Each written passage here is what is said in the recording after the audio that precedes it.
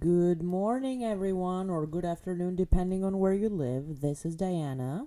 This is Natasha. Welcome to another episode of Uncited.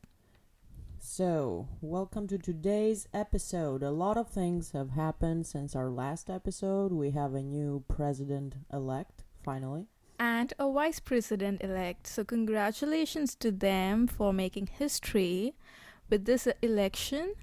And let's get started. Let's get started. And as we mentioned last time, today's episode is going to be focused on how can we prevent cancer.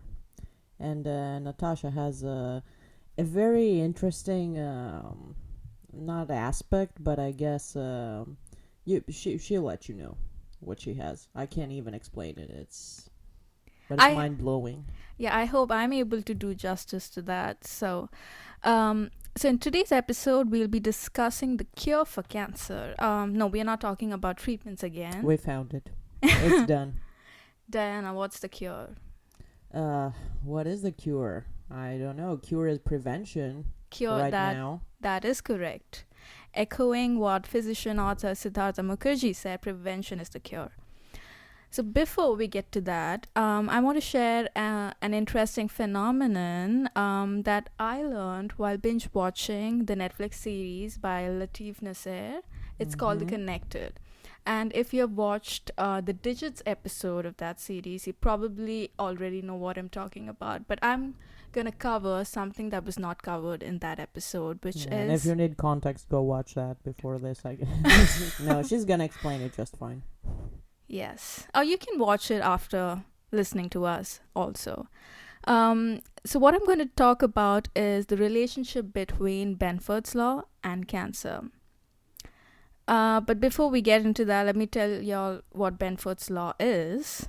So suppose you go to a grocery store and you were to catalog all the items in the grocery store using a system that requires you to separate items based on the very first digit of their prices. So basically, you're going to strip out all the other digits from the prices and just focus on the first digit.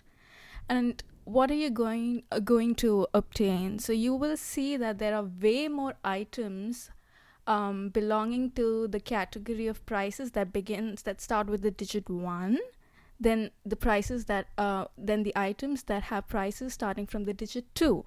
And as you move from 1 to 2 to all the way up to 9, you will have fewer and fewer items. And this phenomenon was actually first discovered by astronomer Simon Newcomb, and it was later discovered by Benford. So it's also known as Newcomb-Benford's Law. And that's how it got its name. So it turns out that this phenomenon exists everywhere around you, and even, for that matter, inside of you. No kidding. So take anything around you. Let's say the prices of airline tickets, and look at the frequency of the first digits, and graph it. I can attest to that because I've never paid less than 1,000 to go to Greece. So the first digit is always 1 for me. Because you mostly do transatlantic journeys, and so do I. Yeah. So yeah, it's never below 1,000. So if you were to graph the frequency of the first digit, you will obtain a logarithmically decreasing curve. This is because there are more numbers in the real world that start with the digit 1. Then there are numbers that start with 2, 3, and so on. So more specifically, I can say that 30% of the numbers begin with 1. And 17% begins with 2. And I'm 28 years old. And I am surprised that all this while I was not aware of this. I was not aware of this, and I'm 29 years old until a few months ago, so yeah. Yeah. And this phenomenon is actually everywhere around you, like I said. So even if you were to take like Beethoven's musical notes, it follows Benford's law. Even when you're during death, when you're going into cardiac arrest, the interval between your heartbeats, that follows this pattern too. Isn't that spooky? That should have been an interesting study, though, monitoring Heartbreak. the cardiac rhythms of people who are flatlining. I'm sure they've done that, but That's no one grim. has found this pattern before. I mean, probably they have, but it was not a well Intentional, known. yeah. Yeah. So at this point, you're probably wondering what does it possibly have to do with cancer? So when you Google Benfords Law and cancer, one of the first things that appear is a PhD thesis of a student from a university in Ireland. He studied if cancer incidence rate abides by Benford's law. Cancer incidence rate is basically the frequency of the occurrence of a disease. So there is actually a mathematical formula to calculate that. And it goes by population, I assume. That is right. It's population based. Mm-hmm. Cancer incidence rate also abides by Benford's law. So cancer happens when the cells in your body undergo genetic mutations. They change. At some point they act against you, and it is popularly believed, and it is a well-known fact, that genetic mutations are random. However, that does not fit when you consider the possibility that cancer incidence is not random but rather follows a pattern, right? So if everything in this world falls into a pattern, how much of a control do we really have? And this brings me to another aspect of Benford's law. So let's take you a few years back to the 2000 US presidential election. Oh, how appropriate. Yes. So President Bush won against Al Gore by a very narrow margin, especially in the state of Florida, and which led to everyone questioning the vote counts in that state. It was a very, very narrow margin. It's probably some decimals. So political scientist Walter Mebane started applying Benford's law to voting data. So he basically took a data set, from a clean election, and then he started analyzing it. And then what he did was he simulated fraud.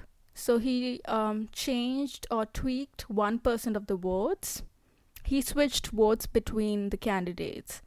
And guess what he found? The data set showed a departure from Benford's law. And before, it was completely agreeing with Benford's law. And it is that sensitive, yes. That is spooky. I wonder if that's something that Trump will want to do. Oh my goodness, I don't know if I should have said that. It also highlights another factor, which is Benford's law only holds when people follow their hearts. That is, if you or I were to strategically vote for not your first, second, or third, like your fourth choice of a candidate, and if you put together all the results, then Benford, it's not going to be in agreement with Benford's law. So this kind of makes me think about what I found in this episode, is that if you keep yourself from following your heart, it is probably possible to break free of this pattern. And I guess this is a good segue to our next session. Yeah, I just want to say that while you were talking, I just uncovered in my head like a huge conspiracy. I don't know if I should be saying this in a podcast, but we've been hearing a lot about how COVID cases are not true or exaggerated or too reported, underreported, like the list goes on. So you would expect a pandemic to follow Benford's law. Yes. And I think I did come across a study that did look at the Benfordness of COVID cases, but because this was mostly about cancer, I didn't look into it. But that's definitely an interesting aspect. Yeah, my conspiracy mind just directly, like I want to go and apply it right now and be like, let's see. But anyway, let's move on to our next segment.